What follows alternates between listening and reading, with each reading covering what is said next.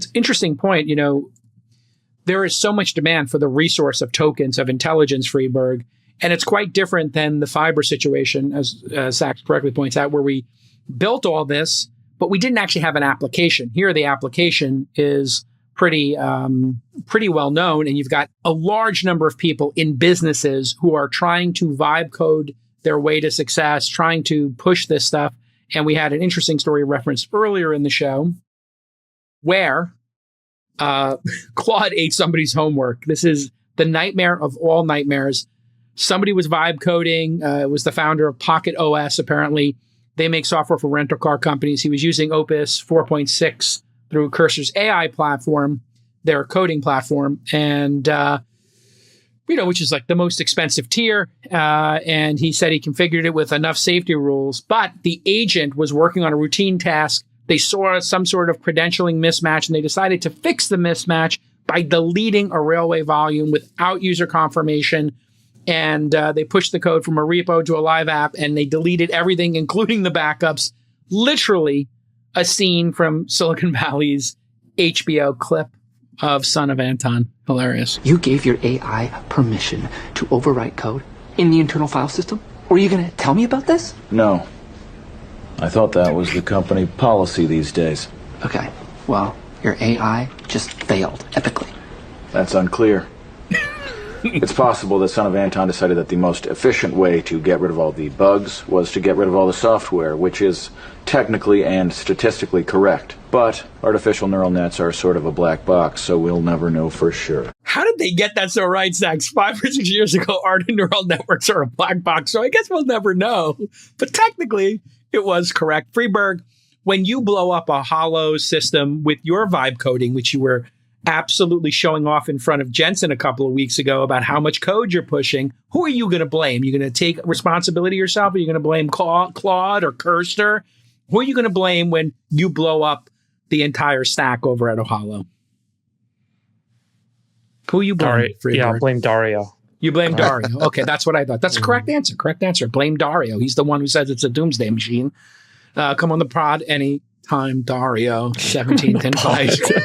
Dario. I would have invited the guy like 17 times. He is totally going to be. He wants nothing to do with this podcast. Actually, let me speak to that. So I think that there's maybe a misperception that this error occurred because of, quote unquote, AI scheming.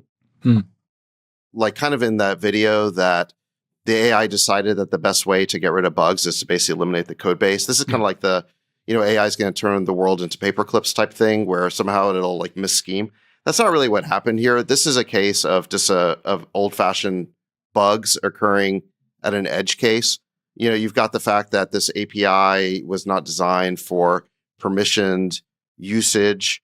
You've got the fact that a credential was left kind of lying around. Probably it should not be.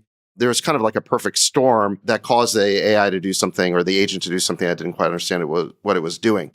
I think that if there's a systemic problem here rather than just kind of a random edge case, it's that AI still doesn't know what it doesn't know. Like a human would stop before deleting a production database and just say, oh, I'm about to do something like really serious, really destructive.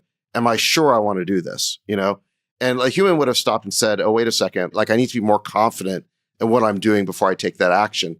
And AI still has this issue where, again, it can be kind of overconfident. This is where like the hallucinations come from, is it doesn't know when it should have a low confidence in its output, right?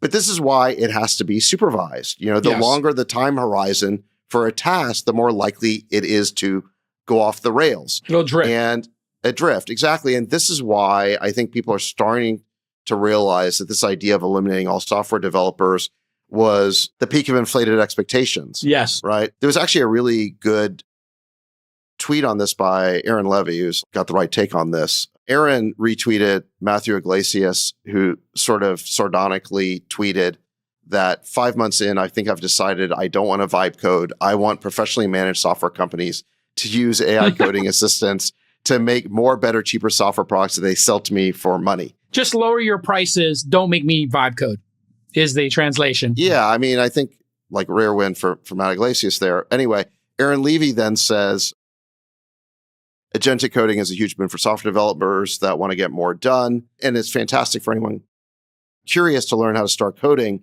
What it's less great for is casually building complex software that you have to maintain on an ongoing basis and take all the risks for. Upgrades, maintenance, keeping up to date with latest security issues, the bugs, cyber. Those are taxes on most